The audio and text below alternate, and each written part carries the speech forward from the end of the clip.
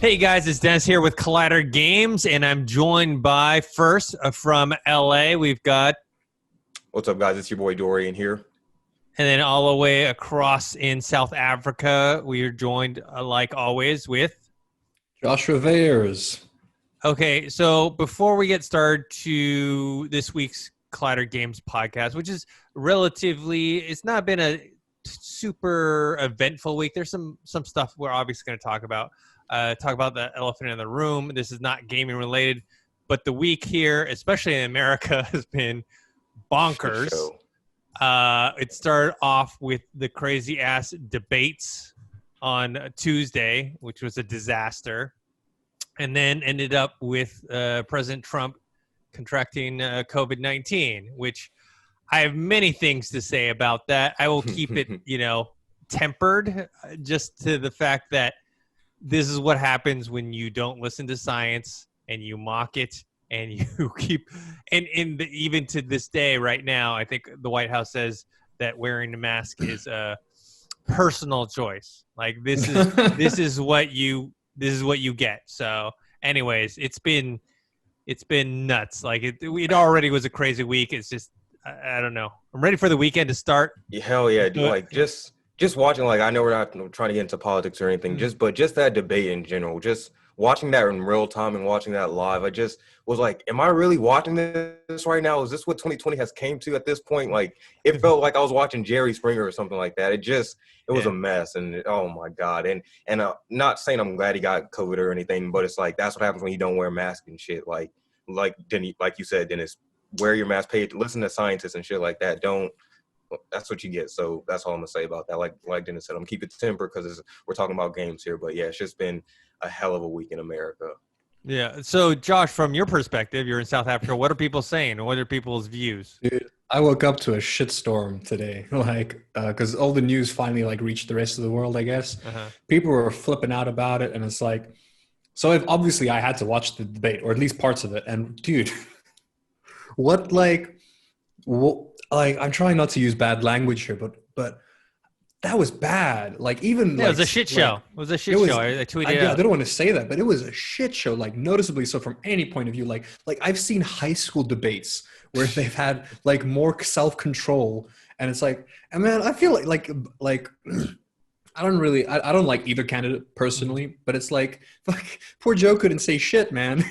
Also, yeah, Chris Wallace, like I said, we're not trying to get into politics, but the moderator himself, bro, like, he was acting like he didn't have a backbone, bro. Speak up for yourself. Trump was running all over him. I understand his fear, need a better moderator. I don't want Joe Rogan as the moderator. Slap that hand, man. Well, I know people will joke and get Dana White in there, but honestly, they should have just started muting microphones, man. I would be like, nope, you're muted. All right, your turn. And now you're muted, your turn. Like I'm freaking running an Among Us game or something. Yeah. So, but how's South Africa reacting to the president getting COVID? It's you'd be surprised. There's actually quite. I mean, not as much. The majority of my friends are on the left. That's I don't know. I consider myself a centralist, which can get me killed in this day and age, apparently. Because there are some points from the view of the right and the left that I like, but the majority of the people out here in South Africa are quite left-leaning. But you'd be surprised at how a couple of people we have coming out supporting and defending Donald Trump, But I mean, are they surprised? I mean, I wasn't really surprised by it because of all the things that he's done to not protect himself. I was going to say, people are talking more about his response to the stand back, stand by. Was a step aside and stand by or something like that. Stand back and stand by. Yeah, which is not denouncing white supremacy. So yeah, I know. Our president. So there's all this whatchamacallit, conspiracy theories about how he's pretending to have COVID so he can get sympathy and then take the news away from the terrible debate, and then 2, not denouncing white supremacy, and then 3, I think Melania had some tapes. Yeah, did you listen to those? I only listened to that one clip where she basically said "F Christmas" or whatever. Yeah, dude. She didn't say "F Christmas." She said "F Christmas" decorations and all this stuff. Yeah. So, anyways, I I think we should move on to actual gaming. And that's stuff. all. And this, and like we said again, this has only been within a week. Like this isn't like the past month or so. This all happened. This is all happened within the past couple days. Yeah. I will say, to Dennis, to answer your question appropriately, at least from my point of view, a lot of people in South Africa are very happy that he has COVID-19. And my take on that is, I don't like the guy, but I think it's a little harsh to wish death on someone. Yeah, I'm not with nobody. I'm not wishing death. I'm just saying, like, it's. But you get what you deserve. It's ironic that you're. Yeah, that's all. I'm also not wishing death, but if you play in shit, you're gonna get dirty, man. I have no sympathy. That's I don't. There's no. If he was telling people, hey guys, you guys should wear masks, use social distance. This is a very serious thing. He did that from day one. I would have, even though I dislike him a lot, I would at least have some sort of sympathy. I was like, oh well, he tried his best. He did, but in this case, no. I mean, you could see videos of a bunch of events that they've had at the White House and other places where people are just running around, no mask, hugging each other. There's a video of all of them hugging each other, everybody hugging, shaking hands, all that stuff, just spreading it around, while the rest of us are wearing masks, staying mostly at home. And that's why it's important to vote. You see in the background it says "Votish" right there. Yeah. Make sure if you're not registered to vote, please go register, go vote. This doesn't apply to you, Josh, I guess, because you're in South Africa. Yeah, but I mean, at the same time, like mail it in. Not to get too political, but wasn't it someone they were saying the initial votes came in with like 50%, 57% of people not voting, like from the initial votes so far. So vote, please, for the love of God. I'm not American, but vote. Yeah, I don't know what the stats are. I just know that in general, in every election, every 4 years, there's more people that are eligible to vote don't vote than do. So yeah. All right, moving on. Moving on to gaming stuff. Not too huge news, but we first have the Assassin's Creed Valhalla story trailer that came out. I'm very interested in this game. This game will drop on the day, for both launch days for the next gen consoles, for PS4, PS5, Xbox Series X, Xbox Series S, Xbox One, on all of them. I'm much looking forward to it. I have to admit, I really liked Assassin's Creed Odyssey. I didn't get a chance to finish it yet, and I still want to, but there's just so much going on. But I guess my kind of take, and I'll throw it to you first, Josh, is with Ghost of Tsushima being one of my favorite games this year, and we know it modeled itself out very similar to these Assassin's Creed games.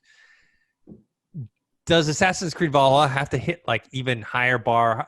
Are the expectations or what it needs to do be a lot more than it should be just because of Ghost of Tsushima? And by the way, how far are you in that game? Oh, did I tell you that I picked it up? No. You said that you were going to buy it from someone. I said I was going to. Yeah. I think right now it's. By the way, if you guys haven't picked it up, I know it's on PlayStation on sale for 25% off. So me and my buddy Alex, we picked it up like a day ago. First impressions of Ghost of Tsushima. Holy hell.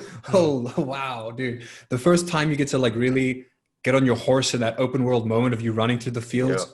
Whoa, dude. That was, I'm still very I've only played maybe like an hour. So I'm like, okay. Straight up, I think the last time I pulled away was as they were kind of explaining the whole skill point system or something. Mm-hmm. I know you have to do missions to unlock certain abilities, and then there's other. I've only done the first. I've only just unlocked how to do the assassinations. But dude, so far loving it. But to answer your question, Dennis, I think. Would you say? Are you asking me the question of does it need to hit higher than? Does it need to do better than Ghost of Tsushima to be more successful, or just want the answer to be successful? Has Ghost of Tsushima kind of spoiled people in the sense of the combat and I don't know, with this story, I mentioned in our review, I did enjoy the story of Ghost of Tsushima, but it wasn't to me like that next tier level. One, Valhalla possibly could be, I don't know, but I enjoyed the story trailer. They talked about your character and how you kind of exist in this world and amongst the different kingdoms of England. And they even mentioned Ragnar Loth. I always forget how to pronounce his last name, but he's the main character in that show Vikings. He's obviously in this game as well. But does this game need to be at a higher level, even more higher level now because of the success of Ghost of Tsushima? I think. I think it does need to be, but at the same time, I think I wouldn't say it's going to be better, but I think it's going to be on par, if not, because we are getting that next gen vibe with it. Like, mind you, I'm sure that there's going to be like a PS5 version of Ghost of Tsushima once it drops as well, etc. But right off the bat, man, I get a better answer to your question. I think it just has to be better than Odyssey. I just think it has to be better Odyssey than the previous. Was pretty good. Odyssey was phenomenal. And I love it. My only issue with Odyssey was that there was too much to do, too much going on. And it was difficult. You got lost half the time. You didn't know what you were doing anymore. Games that are that big and that have that much to do, they need to have one of those, like, at least like a log telling you what you did the last time you played, so you know what the hell you're doing, where you're going. But I think it might just hit that bar. Like, I'm not super optimistic because it is Ubisoft, but I did really enjoy Odyssey and I really enjoyed Origins, specifically really enjoyed Odyssey. But because they've revamped the combat completely, they said, for this game, for Valhalla. Like, they've completely revamped the combat. So I don't know what to expect, but it looks a lot more fun. Because to me, I like the story in Ghost of Tsushima, but dude, that gameplay is just so addictive. It's like, I enjoy it. It's still skill-based and timing-based, you know what I mean? It still has that challenge to it that makes you feel good about beating it. So it's a slight different approach. Like, and obviously you got to be more stealthy. It's an Assassin's Creed game, so they'll still have stealth in Valhalla, but I don't see it being as huge of a part as what it always used to be. Because why do that when you can just run in with an axe in each hand and screaming at the top of your lungs, like a proper Viking. I'm very impressed with the trailer though, because if anything, it's funny that you mentioned the TV show Vikings. I never once thought of that, like, relating the two together. Like, I know of the TV show Vikings, loved it. But now in this trailer, like, even the color schemes and like the face paints, and it's looking a lot like that series in terms of like production design, you know what I mean? Or like set design and things like that. If I can even use that for video gaming, it looks very impressive, dude. The cutscenes look ridiculously impressive. I just want to see more gameplay, because I think the last time we saw gameplay, it was only like, it was a couple cuts here and there and it looked smooth, but they didn't really show us like what's our camera angle going to be and how are you interacting with fighting that way, Dorian, what do you think? Somebody that's not too huge into the Assassin's Creed franchise, I got to say what I'm seeing thus far, I'm definitely interested in. And somebody that didn't really play Odyssey at all, I'm definitely kind of like, I was cautiously optimistic about this, like you said, because I had somebody that's just been playing Ghost of Tsushima since day one and powering through it and just waiting for the co-op mode now. Like I didn't want to like go from this and then go into Valhalla thinking like expecting some similarities while like having not for it to not be repetitive, I guess I should say, like not having the same type of feeling I got from Ghost of Tsushima. So I'm hoping that there's definitely a differentiation between the two, but at the same time, I think Ubisoft for Assassin's Creed will do fine versus Ghost of Tsushima. Won't get that many comparisons, especially now since it's more accessible on all PlayStation, all consoles, where Ghost of Tsushima is just accessible on PlayStation 4. So you might even have people that haven't even played Ghost of Tsushima get into Valhalla and then have a great time and not have any comparison to Ghost. So it'll be interesting to see how that plays out. But definitely want to give it a try once it does drop. Yeah, and I like this Ubisoft model now of the Assassin's Creed games coming out every 2-3 years, much smarter.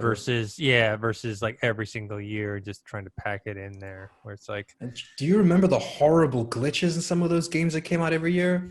Like missing eyeballs, missing freaking heads. Like, oh, I'm a intermittent Assassin's Creed player. Like I've played the first one, Black Flag, Odyssey. I don't play like every single. Oh yeah, no, you didn't play like the ones in between Assassin's Creed.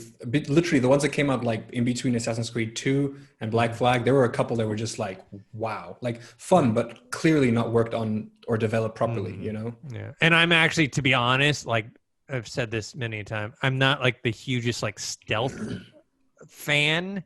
And to me, Ghost of Tsushima was kind of the right amount of stealth for me, and so I actually kind of like this move for Assassin's Creed, because now they're moving into these less Assassin's Creed-y type games with Odyssey and now Valhalla, so that it's more combat driven versus stealth. So it would be interesting though. I wonder when just speaking of Ghost of Tsushima, I wonder when now they're going to try to drop the co-op mode and the campaign mode now with I don't know. I think it'll be try to drop it around the same. I wouldn't drop it around the same time, but if I'm the competitor and I'm like, all right, they're about to drop Valhalla. All right, well let's go ahead and give them the co-op mode same time. I don't know. Hopefully it drops this month. Now that we're in October, because the systems and Valhalla come out. I mean, Valhalla comes out on November 10th, and then so dropping in October it probably is good, especially if you're talking about a game that is only on one system and it's not the next gen system. And it's like everyone's going to be excited about the new next-gen systems, all the new games. You have Spider-Man Miles Morales. You have Valhalla. You have all this other stuff that's going to be distracting. Just drop it this month. Maybe I'm being selfish because I want to play it. Oh, yeah. And Valhalla will be on Luna as well. So that'll be interesting to see how that affects the sales as well, since it'll be more accessible. Yeah. Going back to what Dorian said real quick, I don't think it'll have an issue getting compared to Ghost of Tsushima because... And at least the way that they've described the combat, I think the combat will be different, like so much more like gory, hack and slashy, less like swift, smooth attacks like this. I think that'll be able to set it apart as well. Like it'll give you a different type of challenge, you know? Yeah, different feel. All right, this is something that me and Dorian covered, so I'll go to you first, Josh, is that Insomniac released a trailer that really wasn't a trailer. It was basically a tech demo. It was like one scene from the remastered Spider-Man PS5 version. They called it a trailer. The people kind of got in an uproar mostly over the changes to Peter Parker and the way he looks. He looks more like Yuri Lowenthal, who I guess maybe happens to look more like Tom Holland. So they're like comparing it to Tom Holland. But some people are pretty upset by it. What do you think about this remaster trailer and thoughts on them changing Peter Parker? Let me get to Peter Parker in a second. I'm happy with the remaster because it's like it's also exactly what I was expecting. Like it's not going to be a huge jump up. You know what I mean? The game did come out 2 years ago, but it's almost like for me, it almost looks like it's like this is a bad example, but HDR, like that's what I'm thinking. Is it looks like I'm watching it on an HDR screen, but I'm not. Like I can see that they've like worked a lot more on the shadows and the lighting. It looks more real for sure. Like the people's faces, I don't know. I would not Peter Parker's face, but literally like Doc Ock's face. Like he looks more real. Like it looks more because it's too like how do I explain it? Like some of the lighting was a bit too cinematic previously. Now it's a bit more like lifelike, realistic. I like that. Then with regards to the Spider-Man change, noticeable, kind of like odd because I did like the previous face just because it looked like the previous face just felt like it had more. Hold on, let me find a good screenshot here. Like it just felt like it had more life to it. You know what I mean? It was more of a character. Like it stood out more, if you will. Even that's horrible to say this because I know that they're basing it off of Yuri, but it just seems a bit more generic, you know. And I can see that they're going for making it younger. And I read the statement they put out. I actually read that earlier today, and they must have their reasons. You know what I mean? Like they said that it's like they have to do it for the series going forward. So I'm assuming it has to do with like mocap reasons, like other like, you know what I mean? Other production issues behind it. Like it wasn't just a choice that they decided, hey, let's make him look younger. Let's make him look different. It definitely was. Do you think a they made decision. him too young? Do you think they made him look too young? Because people were complaining about that. Yeah, because it's like they took away a couple wrinkles, you know what I mean? Or like I wouldn't say wrinkles, but like lines and foreheads and like the eyebrows are like less thick. It's like I don't know. He looks younger. He does look younger. I'm on the same boat as everybody. Like I said, I'm in the middle where I understand why they needed to make the changes, and I get the statement them like they wanted it to match more of Yuri getting a younger actor or whatever like that. At the same time, I would have been fine with a whole like different recast. They just need him to make him just slightly older. Just if you make him older, then I wouldn't have an issue. All right, you have to recast. But I think the main issue, and I saw a lot of comments, and I kind of guess I agree with them, is that people got more attached. You just get more attached to that character. You like going through the story, playing with him. You get used to seeing that face and seeing everything that he's going through. So you just get kind of like somewhat emotionally attached to it. So I could see them like it being a bit jarring if you played the game like me, played the game all the way through, and then like all of a sudden it's like who's this stranger that I've been playing with this whole time? Like this doesn't look like him. But at the same time, like I said, I would have been fine with it had they just not made him look the same age as Miles. And it that completely demolishes like the mentor-mentee relationship. It just now they're like they look like they go to the same high school now versus this dude is supposed to be 24, 23. He shouldn't be looking like he's 14, 15. Like, and now it's going to also the Black Cat DLC. Like, it's going to look weird now if they ever do more of that because she's a grown woman and he looks like a kid now. So I don't know. They just I hope they can refix this for when it actually drops. Yeah, he actually looks more like this actor called Sam Lerner than anything else who's on like the Goldbergs. It's weird. Like, he looks 17 straight up. Like, I agree with you. What my issue with the redesign is I don't really care about the redesign too much. I did grow attached to the first face and I do prefer it, but I don't really care much about that. My issue is that it looks like there's less detail in his face compared to Doc Ock. You know what I mean?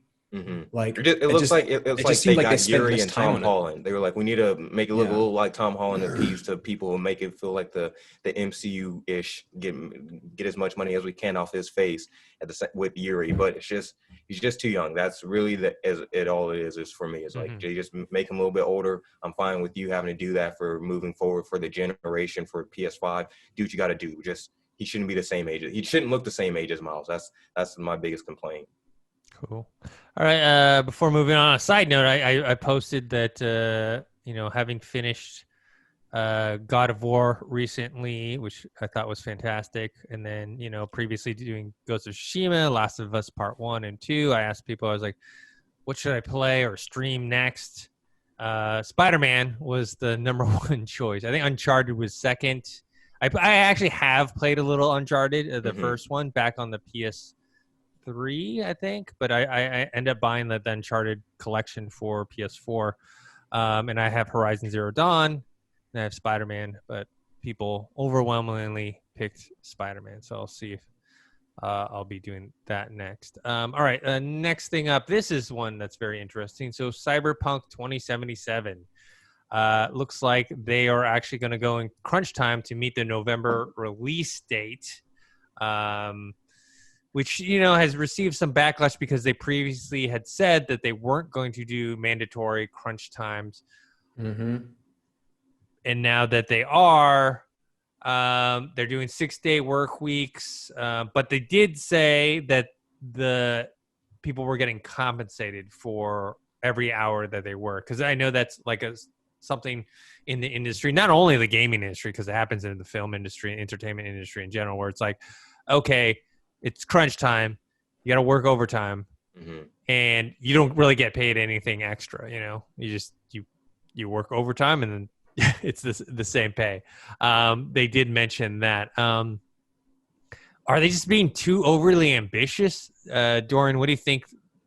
My initial reaction was just like, I personally, seeing how the rest of 2020 is going, I wouldn't even mind had they just said, all right, guys, we're going to delay it till the beginning of January or something like that. I wouldn't have minded a delay at this point, just in terms of this big ass game. And you've seen with like other projects like the Avengers, how they had to do over 1,000 updates just from another release, like prior to it just being released a week out. So like, I'd rather them just take their time, not trying to push and rush the workers, and delay it a few months if they have to, delay it till December if you need to, because I'd rather wait, it'd be perfect, and then also the workers themselves not have to feel rushed. But what was the saving grace for me is that they are getting compensated. So if they're getting paid for their time, and they're all like ambitious and eager about doing this project and putting all they have into it to making sure that it is perfect by the deadline that they set out for it to be, then I'm fine with that as well. So like, it's like 50-50 for me. Like, they're getting compensated, so I'm kind of good on that. But at the same time, I would have been fine with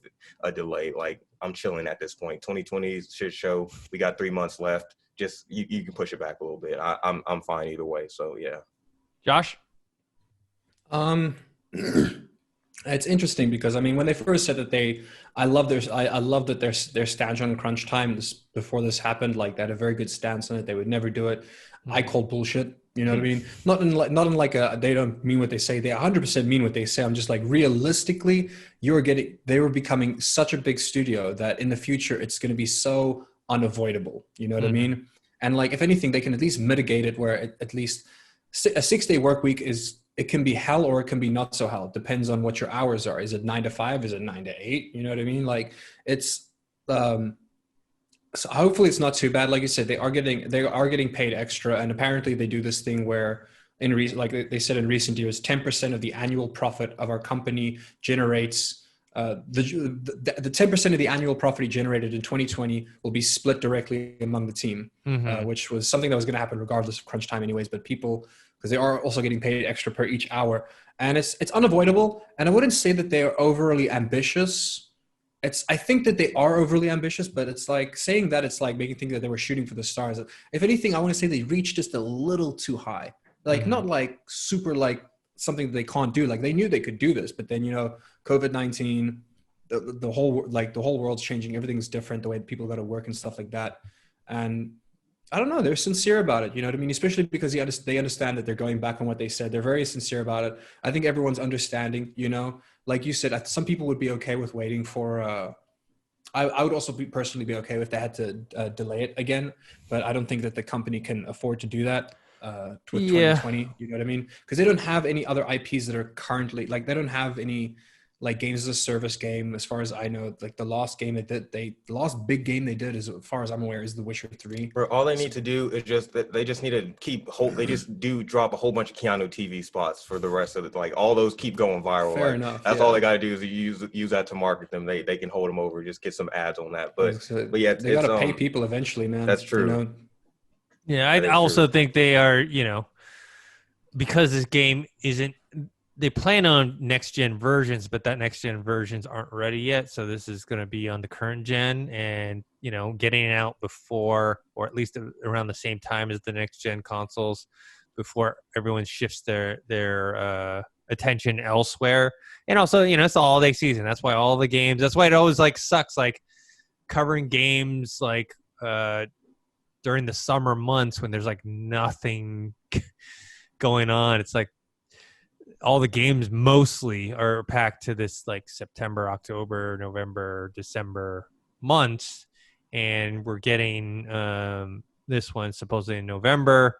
The CD Projekt Red's head of studio, Adam Badowski, he responded saying that this is one of the hardest decisions I've had to make, and he noted that they will be compensated for every extra hour they put in. So it's just it's one of those situations where I think they didn't want to do it, but in order to kind of meet their goals. And he said the majority of the staff or team was fine with it, which means, and I'm pretty sure the monetary compensation is probably a big part of that. Yeah. So. But I mean, like they also said, they did try absolutely everything to avoid it. You know what I mean? It's not like something that they decided to use as a cop out. They really tried everything within their abilities to not like to avoid crunch time. You know what I mean? Or to avoid a 6-day work week. Yeah. I think if this is the first time they tried to delay it, I think it would be fine, but they've delayed it so many times. I think it's where like, okay, we got to release, we got to set a date and release it then. So let's hope that happens. All right, let's move on to the next thing. Star Wars Squadrons released today. It's a single player and multiplayer. How would I describe it? It's not a flight simulator, but they said it's like between like a sim and our arcadey style version of where you can fly, an X-wing. You can fly a TIE fighter and all that stuff, which you've done in other games before, but this is kind of a newer generation one. Dorian, I think didn't you just buy it, but you haven't been able to play it yet? I just finished installing like 10 minutes ago, so I'll try to do it, get a jump on it and see what it's about. But like, saw one of the reviews, got me excited. It said like it's a fun game like in general, but like you bought the VR version? Yeah, the PR version. Somebody said it's like one of the funnest games they've done in VR. So I'm like, okay. Hold up now. They said it was just a fun game in general, but they said when it ported over into the VR mode, it like playing the whole game in VR mode was an absolute blast. So I said, all right, like if it's like I like Star Wars, but it's like I'm not really trying to buy a Star Wars game. But I said, let me see if it's getting glowing reviews on VR, I'll give it a try. So after this, I'll jump into it and see what it's about. Yeah, it's getting mostly positive reviews. I actually want to play it and purchase it as well. My only concern is with the motion. Am I going to get motion sickness from playing it because you're moving, you're not teleporting or anything. Like I played all of Half-Life Alyx with teleport, which helped alleviate that. I can sustain small amounts of locomotion where it's like your view is moving, but you physically are not. I just don't know if I can handle all that in Squadrons VR. Yeah, wait. Can I return it if I got 24 hours to return it, right? I think so. I do. Right. I think you do. See what it's about. It might be even longer than 24 hours, to be honest. I think it might be like 3 days or something like that. I can't remember. Did you buy it on Steam? Yeah. Yeah. So yeah, I think it's probably something like that. Josh, what are your thoughts about Star Wars Squadrons? Same as Dorian said, I've seen nothing but good reviews, but specifically, at least in my opinion, the reviews for the VR version outweigh any. Like no one's talking about the normal version. In my opinion, apparently the VR version, it's like you have to do it in VR. You know what I mean? And in my opinion, just from playing a lot of like dogfighters as a kid, you know what I mean, like a lot of Ace Combat, things like that. There was also that Tom Clancy's Jet game. I forget what it was called. But if you're ever playing one of those games, and you're not going to be doing it in VR, you have to get a joystick. You have like a proper, you know what I mean? Like Logitech's been making the same one for like almost 15 years. They haven't changed it because it works. And it's just, I don't know. I've even just using a controller, it just feels to me like if I was going to do any one of those games, I would need my stick. You know what I mean? I need my joystick or so that it just feels more real to me. But it seems it's getting great reviews. It's exciting stuff. I'm at like a crossroad where it's like, I do want to try it out. And I'm thinking of holding off on buying it because I was going to buy it on PC, play it with a joystick, which is how I would play it if I don't have VR, which I don't have VR. But at the same time, my next purchase is 100% going to be a Quest 2. Before I get a next gen console, I don't need a next gen console. My PC is one, if that makes sense, and better. So I'm going to get myself a Quest 2. And then once I do, I'm probably going to get myself Squadrons because it's like, I don't know. I wasn't hyped for it. I'm still not really hyped for it, but I got to try it if everyone's saying it's this fun. Everyone's saying it's fun. That's me right now. What I want is... I just want to see what's up. See what it's about. For me, I just want a 30-minute demo. Give me a 30-minute demo. Yeah. And then I will figure out if I'm going to... Because, they said there's a story to it that's pretty cool. They said you get to play as both sides. The Rebels and the Empire. Well, actually, I think during this storyline, it's not. It's the Resistance, the New Republic, and Empire. So I just want to see, like, can I be okay physically? Because yes, VR changes it all for me. Like, if this is just strictly on PC, I'm not. I've told people this many times. I'm not a driving game fan, and I'm not a flying game fan, but you put this thing in VR, that's a whole different thing. Like I can pretend I'm in an X-Wing or something, you know what I mean? So that's where it's got me at least interested enough. So I'm going to wait for Dorian to tell me, is it worth getting? And does he feel sick playing it at all? I'll give you a report. I'm surprised there's no demo. Or wasn't there like an early access like beta or something a while ago? Yeah, only for the... It sucks that there's no like active demo that you can download to try it out. You know, how much was the game, Dorian? $39.99. Yeah, I would like a Dorian. I would like a Dorian. Yeah, that's what I'm saying. That's what I'm saying. Like they need to just make sure there's a refund just in case I don't like it. At least it's not a full price game. Yeah, but for VR, more than $40 like that. I guess because I'm looking at it from like I'm just going in from the point of I just want to play it on VR, and I feel like that's for a VR game that's pretty pricey, but it's like an actual game itself. Yeah, I like Half-Life Alyx. I paid the full $60, worth every penny, and then that's that. Actually, I think I mentioned that before. It's not even just the $60. I paid for the RTX 2060. I paid for the new power supply. I think the whole thing ended up costing me like close to $500 just to play. Not just to play Half-Life Alyx, but in preparation for it, and it was damn worth it. All right, that's something I think maybe next week, Dorian, you can let us know. For sure. Dennis, how many did you play any arcade games back in the 90s? Yeah, I was a very big frequenter of the arcades. Do you, just because I live in a third world country, like the early 2000s was the 90s in South Africa, if that makes sense. That's a joke in How I Met Your Mother. They always, I don't know if either one of you guys watched that show, but I love that show. Yeah. Robin Shabosky's from Canada, so they always joke around how everything that happens in the U.S. comes. So like the '80s came to Canada in the '90s. '90s, yeah. So and she became that Canadian pop star, yeah. Yeah. But so essentially, there was this game I loved playing as a kid. I'm sure you played it. It was just the Star Wars arcade game where it was like you could choose 3 levels. Dude, how well would that game translate into VR? I don't know how it's not been done yet. If you think about it, each level is so easy to translate into VR. You know what I mean? Like even the ones where you're on like the speed racers, all that, the fight with Darth Vader, like that'd be so sick. I'm surprised they haven't done it yet, if that makes sense. Yeah, I mean, you've got little bits and pieces of that. You've got those Quest VR games like Vader Immortal and the upcoming Tales from Galaxy's Edge, where you get to do. I don't know, Galaxy's Edge will have lightsabers. I think that's more of a like a tour. I think you're supposed to be more of like a scoundrel, so I think it's like more gun played. But Vader Immortal's lightsaber. We just played Jedi Fallen Order last year that had lightsabers and some other. Have either of you guys ever played any type of flight game in VR? Like like any kind of plane? No. I mean, I guess Iron Man. That are you talking about like flight, a plane? Actually, plane. No. Like dog fighting kind of. No. Okay, so I have played like 1 or 2 games on the PSVR, and that was very disappointing. So I am looking forward to see what it's going to be like on the Quest 2. But mind you, obviously, huge difference between the PSVR and the Quest 2. The PSVR was just not meant for that like high fidelity kind of gunfights in space and stuff. Yeah, we'll see.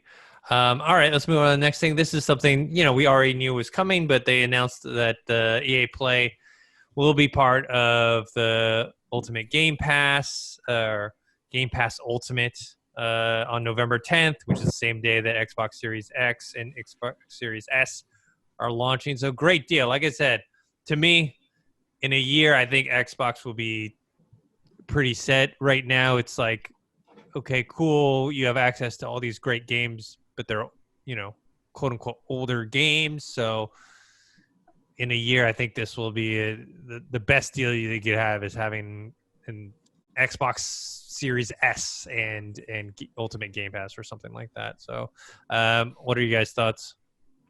I mean, I'm excited for it. I think it's a great move. We're all big fans of Game Pass already, so them just extending and adding more games to the catalog is pretty awesome. And Dennis, to your point, I think one of the things we just said about the squadrons being able to like have like a demo or something, this has the ability to let you play like up to 10 hours on certain games that aren't on the membership. Just gives you the option, like, all right, maybe if you want to play, like, let me try out FIFA 21 just in case, because some people don't like the new 2K. So now people have the option to test it out before making the actual full purchase of like upgrading to the next sports game, because sometimes with these games when they jump year to year there's not a big difference. So yeah, I'm glad they're giving people that option. But yeah, just in general, I think it's a great move and excited to see what they're going to bring to the future of the franchise, because Xbox or Game Pass is a killer, and I'm excited they're extending it.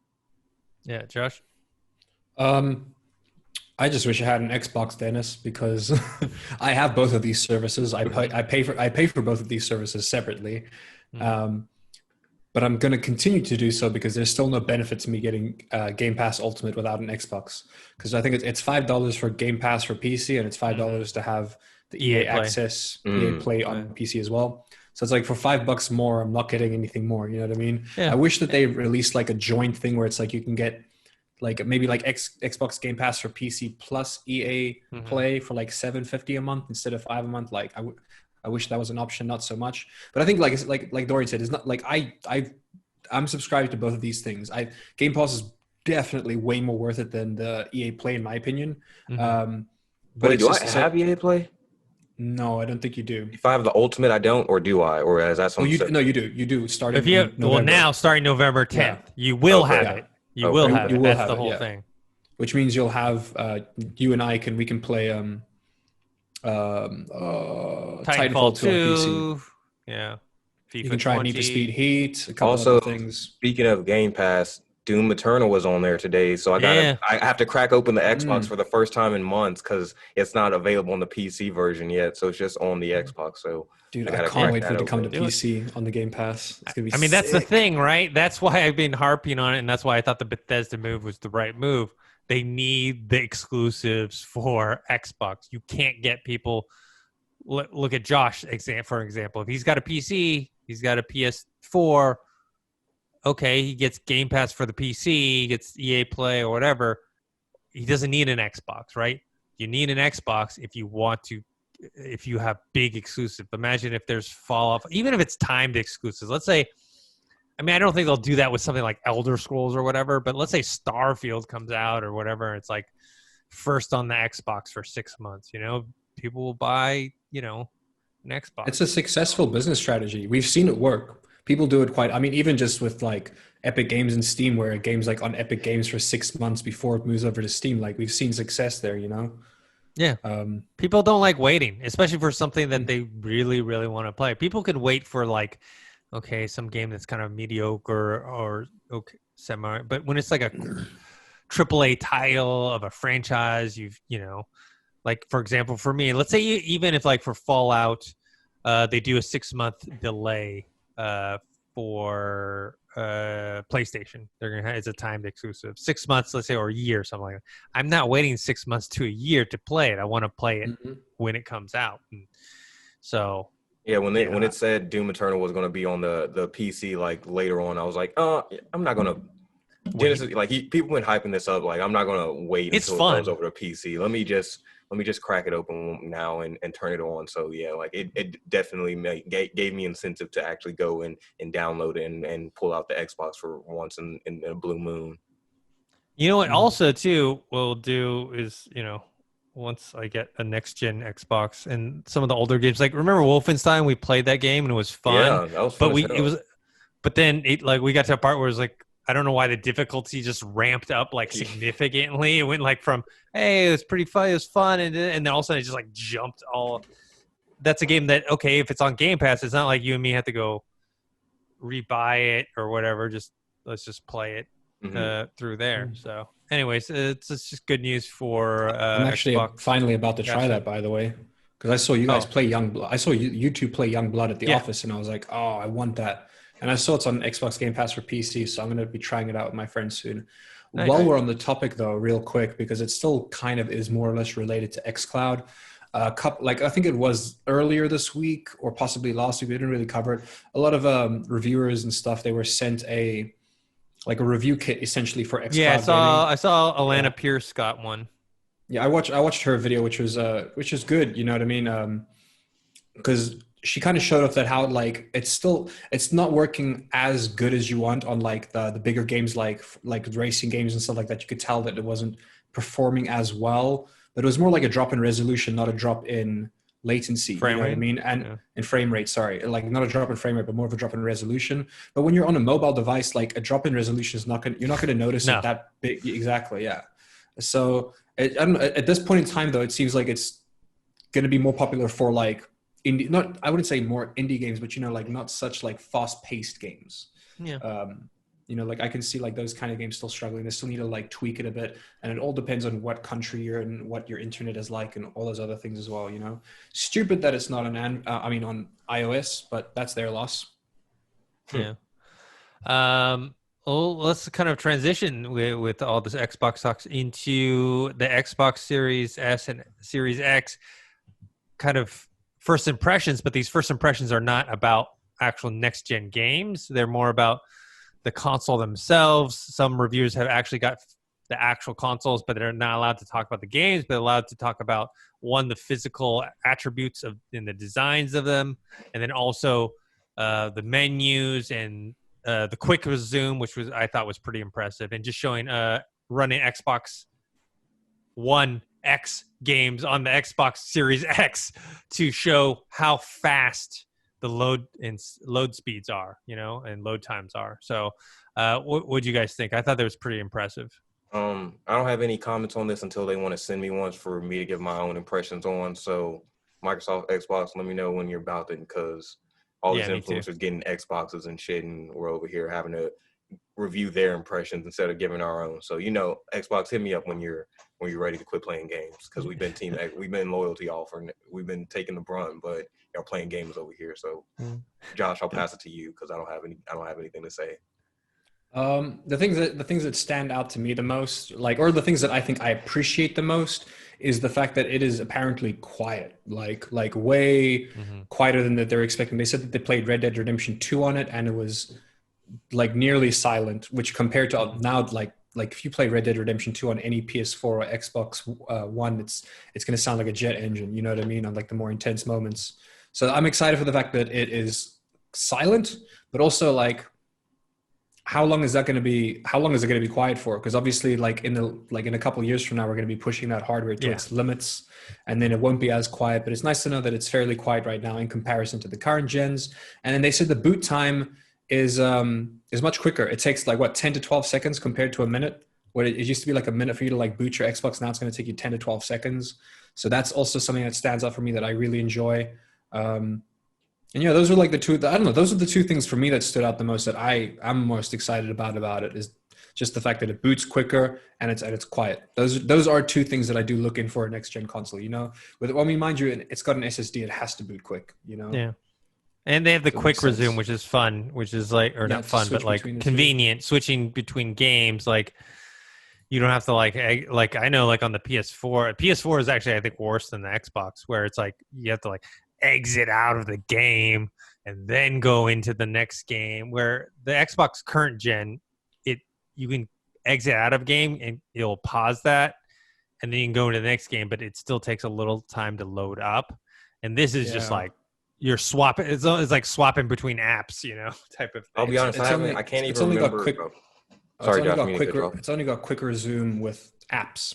On PlayStation, that is. Like, you can do quick resume, but not with other games, but with other apps like YouTube, for instance, or anything. You know what I mean? You can minimize your game and open up YouTube and then jump right back in. But there's no way for you to jump in from one game to another like that. That's going to be handy for sure. Yeah, I guess that's one of the things I am excited to see. But at the same time, I haven't, I've said it before, I haven't played the Xbox in a minute. I can't remember how fast the loading is between those, because I haven't used that feature in a minute. So definitely I'm excited to crack it open just to see Doom Eternal and see what it's like to play the Xbox again. But all in all, my overall impressions are Microsoft, I'm here when you're ready, quit playing. All right, before we move on to the next one, you guys mentioned that people are going to kill us if we don't talk about Nintendo. Minecraft Steve. Yes. Minecraft Steve, the main character for Minecraft, is joining the Super Smash Brawlers. He's joining the game. So we wanted to address that, make sure everybody knew we were talking about it, because I know some of our audience, when we have some Nintendo people and sometimes we miss the news, there's only 3 people. We can't cover everything. So sorry, but we did want to make sure that we brought this up, because we know people will get mad if we didn't bring this up, because it was a big deal. And Josh even said, on Twitter, it had over 400,000 tweets on Minecraft alone. So everybody was going crazy about it. So we just wanted to address it up top, because we love you guys and we don't want to hear anybody's mouth about us being biased toward Nintendo. I got a lot of friends who play Smash, and dude, everyone I know who's a fan of Smash is excited for this. I mean, mind you, it's the same. There's always going to be an intense amount of excitement for whoever they release to Smash, whoever gets added. You know what I mean? There's always hype around it. This happened to be extra because supposedly they're saying there's a possibility that it crashed Twitter for a short while just after it was announced. But I was just reading now that apparently this is a deal that, they haven't confirmed it, but apparently the negotiation for this could possibly have taken 5 years. Jeez. Which is what they've been saying. They've been trying to they've been negotiating for possibly 5 years, because I think they started negotiations with someone, but then he left the company, and then they had to start negotiations with someone new, and it's this whole situation. It was part of all of I hope it was not just for this one character, because I saw speculations of this opens up the possibility for Master Chief to inevitably join. So I'm like, all right, if that 5-year deal is for most of the characters, then fine. But if it was just for that one Minecraft Steve, then we got a problem. Because if you're putting 5 years into a negotiation just for that, come on now. But this did give me, because I don't play Smash, but I do have a Switch, and I actually recently, on Fat Kid deals, they were selling a GameCube controller that was compatible with the Switch. So So I went ahead and bought that. It was like $14. So I'm like, I need to get Smash. That's like the next step is like, I'm going to get Smash, but I haven't got it yet. It's like $49.99 or something like that. But this does give me more incentive now, like seeing the hype around this. I saw a bunch of reaction videos like mixed for Minecraft Steve because other people wanted their other favorite characters in there, of course, but definitely just shows how powerful not only Minecraft is, because I saw a lot of just Minecraft fans in general on Twitter saying like, all right, we're getting Smash now, but just how big Smash is in general in the gaming population. I think sometimes, for not me in particular, but I think sometimes people take for granted how big like the Nintendo audience is in general, just because it's more focused on kids and kid type gaming and things like that. But it's family friendly. Yeah, family content in general. So I think this definitely just showed like, hey, like Nintendo still, even though they have not like teen or adult games, they're still killing it just as they've been. So let me ask you, Dorian, like how often do you play? I think you're the only one that has a Switch out of us three. How often do you play in what setting or situation? So I how long? I haven't played it in a minute. Like I only bought it specifically because I'm a huge fan of Pokemon Sword and Shield. So I bought it just for that, and it came with Mario Kart, so I played that a couple times. But the last time I played it, like now I had to power it up and update and all that, just because Pokemon Sword and Shield has a new update coming out for it. So that's the only reason. Like I heard of that. I'm only doing that, but I do plan on getting like the other ones, like Legend of Zelda and all that. It's just they're so, I don't want to say expensive, but like I if I'm gonna pay $50-some for a game, I want it to be for the PS4 or the Xbox, or like I don't want to say a real console, but something that I will actually use more. I feel like the Nintendo Switch, until they have more games suited for me, I'm not going to be playing it as much. But with, like I said, Pokemon Sword and Shield, I'm definitely going to play the update. But Smash, I'm going to inevitably get that. But I was interested in the new Legend of Zelda game. I forgot, like, it's focused on a new character. The trailer I saw for that definitely got me hype. I haven't played the Breath of the Wild yet, but I do want to give this one a try. So I might have to do like a little combo and get both of them. Yeah. And are you playing like on the actual Switch itself, or are you playing on a TV? So like I played on the Switch itself, and sometimes I'll put it and boot it up to the TV. But the main times I've used it, I've gone for travel, and since I'm not traveling anymore, like I am going home this past, like I am going home, going to be extra safe, like traveling home to Texas this weekend for a bit and stay home with the family. I do plan on bringing the Switch then and like using it while I'm playing, like traveling. So that's the only time I really use it, when I need to travel. But this is a rare occasion because I haven't been traveling at all. Yeah. Well, speaking of, Legend of Zelda, we have the Hyrule Warriors. They had 13 minutes of gameplay at TGS. They also had a new, the official trailer come out. I mean, for me, I don't have a Switch. If I had a Switch, I would definitely buy this game. I like the Dynasty Warriors franchise. I like the gameplay. I also very much like the art style of this game. It's not going to make me go out and buy a Switch, but if I had one, I definitely would get this game. What do you think, Josh? Dude, and anytime they do a Warriors game, I'm excited. Like, it's if you enjoy Dynasty Warriors, you're going to enjoy any Warriors game, because it's the same studio, it's the same combat, it's like same gameplay. It's the same gameplay. Like, they change up the mechanics a bit, but it's the same. It's still, you're doing these like huge moves where you're knocking over like 20 people at a time. It's incredibly satisfying. Like, I really, the last Warriors game that came out was One Piece Pirate Warriors 4, and One Piece Pirate Warriors 3 was one of my favorite games of all time. I've replayed it so many times. Pirate Warriors 4 was amazing graphic wise, but they did change the combat quite a bit. So I'm wondering, because there was always just one kind of like base template for these games, and like, if it ain't broke, don't fix it, So that's why people don't really complain about it being similar. But it's because they did change the gameplay on the previous One Piece Warriors game. I'm wondering if they're gonna, and I liked it. I actually really liked it. It's like they kind of set your super moves to like being, you would basically like hold, I think, R2 and click either square, triangle, circle, or X to activate like ultimate moves. And it was a bit more, it felt more like skill based, you know what I mean? Like timing wise and stuff like that.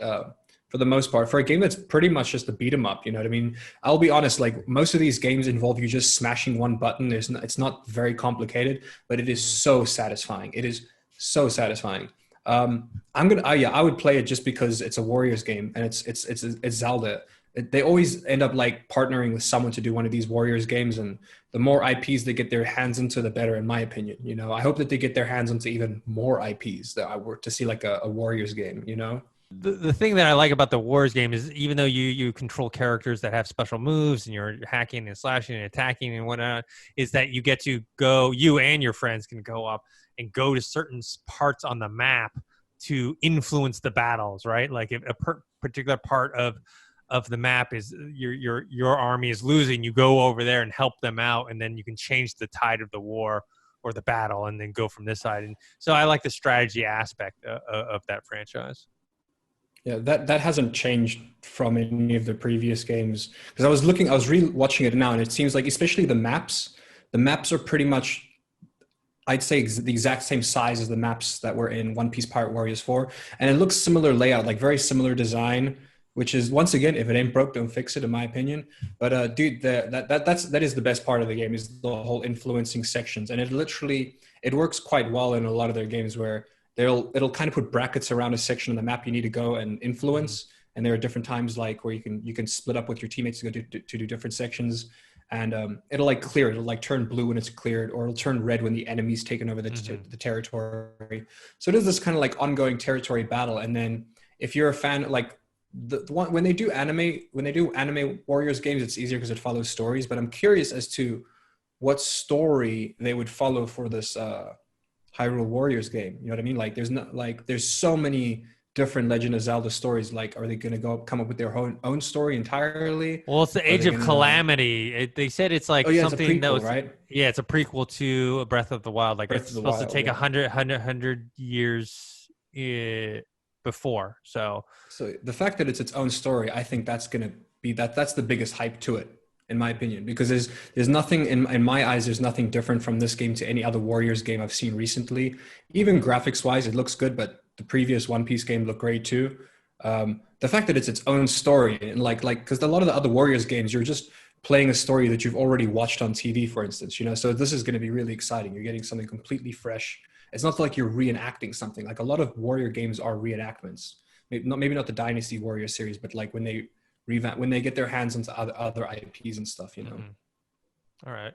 I think that's all the news that I had listed. Is there anything else that you guys wanted to talk about, or maybe something interesting about what you're playing right now? Small things to mention. One of the things that I'm mind you, I guess Star Wars Squadrons kind of stole the thunder here, but I'm surprised not more people are talking about Crash Bandicoot 4 that dropped today. It just came out today. Yeah, Crash Bandicoot 4 came out today.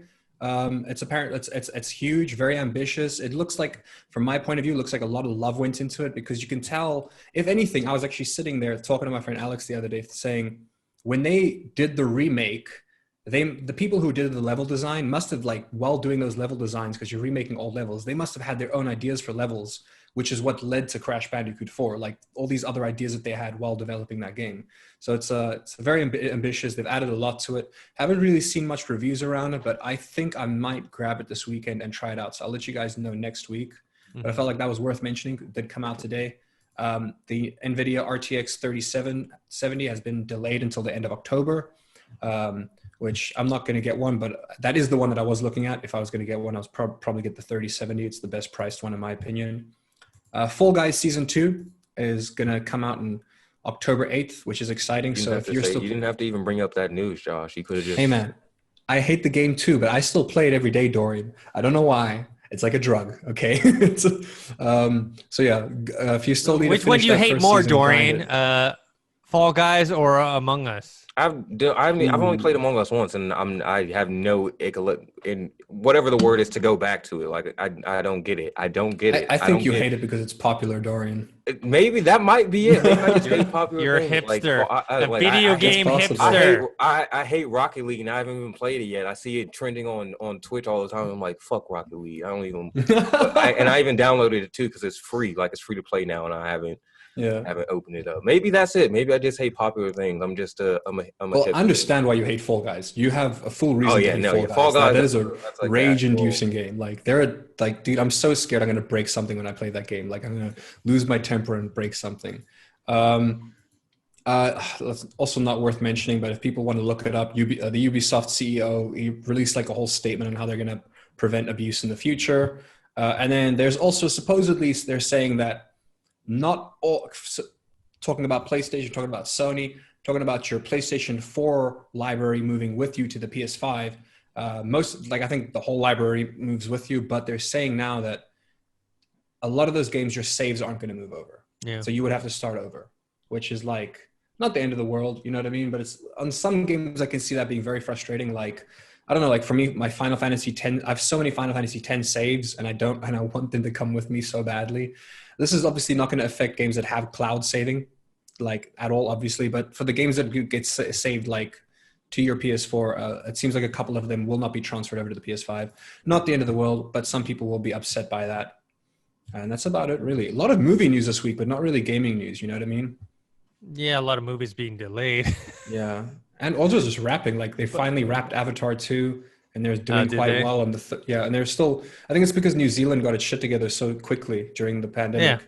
Yeah. They wrapped it a year ahead of schedule, they said, with Avatar 2.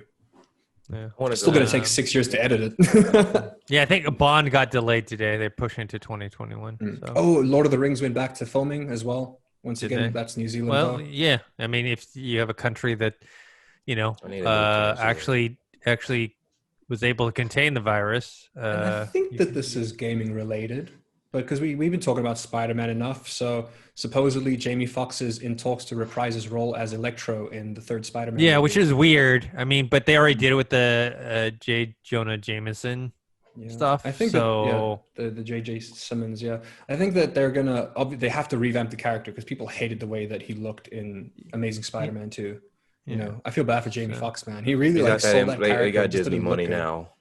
Yeah, for sure. But yeah, I hope that they do go with Jamie Foxx if they're going to do Electro in this. I think they're going to try to into the Spider-Verse, multiverses type of thing. They've already opened it up. I think they're trying to set up the Sinister Six. Apparently, people are thinking they're trying to set up the Sinister Six, which is they've already showed Vulture. They've already showed a couple of the people. You know what I mean? Yeah, I think Wanda is going to mess up the timelines in WandaVision. That at the end of it, she's going to set up Doctor Strange. I'm so stoked for that. So hopefully everything just unravels. I'm excited for it though. Excited for the Disney Plus chapter. We just got Kamala Khan announced, so that was a good. That was a cool. Good casting as well, I think. Yeah, it's the year of Kamala. She killed it in the Avengers game, and now they cast the live action version. They're just once they get a new character and that they make that the character of the year. They always they got the first they did it with Spider-Man. Now they're doing a Kamala Black Panther. So I'm excited they're being more diverse and inclusive with who they're going to put the spotlight on and moving forward with these heroes. Yeah. Dorian, what are you playing? So I'm about to play Squadron. Just downloaded Spellbreak.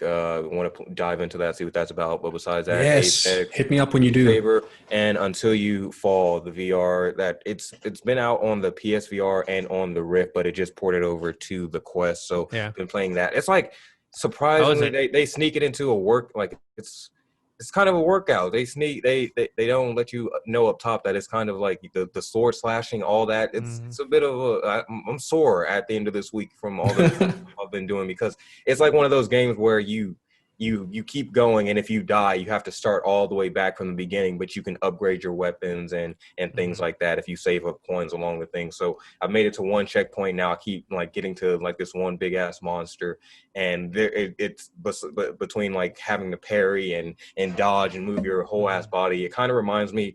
I'm not sure if you played it used to be an old iPhone game, an Infinity Blade. Oh yeah, briefly. It kind of reminds me of like if that was ported over to VR. That's how it feels in terms of like how you move, how you have to parry, how you have to time things. So pretty cool, and I'm gonna dive more into that and stream more of that coming up soon. So that's what I've been playing right now. Just diving more into VR, getting hope. Like I'm starting to see some results, like workout wise, but at the same time trying to build my stamina. But it's been fun. But that's what I've been playing right now. Yeah. Like I said, I finished God of War. I'm probably going to start Spider-Man pretty soon. So that'll be the next PS4 exclusive. I haven't touched the UFC 4 in a while, my career mode. I need to get back on that as well. What else is there? I got the 2 Control DLCs, but I haven't finished those yet. It's weird. It's like going back. It's all that muscle memory stuff. When I was playing God of War, I got to a part, towards the end that obviously was more challenging.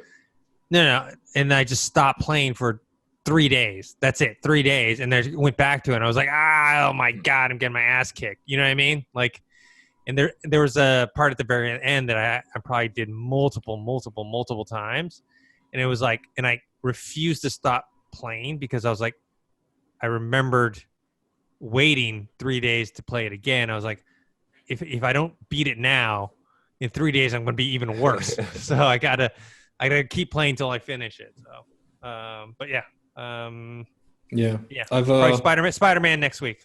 Spider-Man next week for me.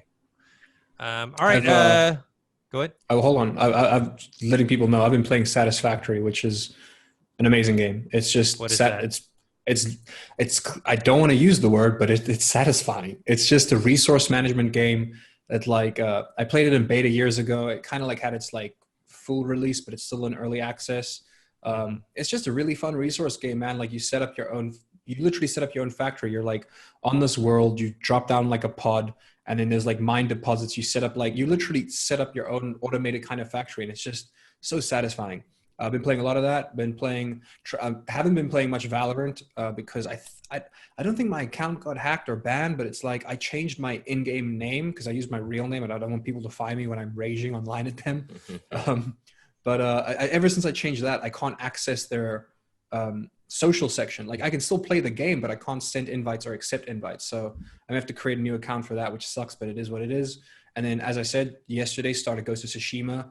Dude, what a crazy game. I'm probably going to get back into it after this. I was going to maybe play some Apex with Dorian, but if you're going to play Squadrons, I'm going to play some. No, I'm down to play Apex too. I'll be down for that too. And then also we can play some Spellbreak later. Other than that, though, I've actually been trying to set up a group to play Among Us with, because it's just a lot of my friends who stream, they say it's one of those games where it's fun, but really fun when you need 10 people. You need 10 people. You need a lot of people. Yeah. That's the thing. Like I played it once in a minimum. group, and I had a decent time, but the only thing that made it a decent time was like I had a decent amount of people.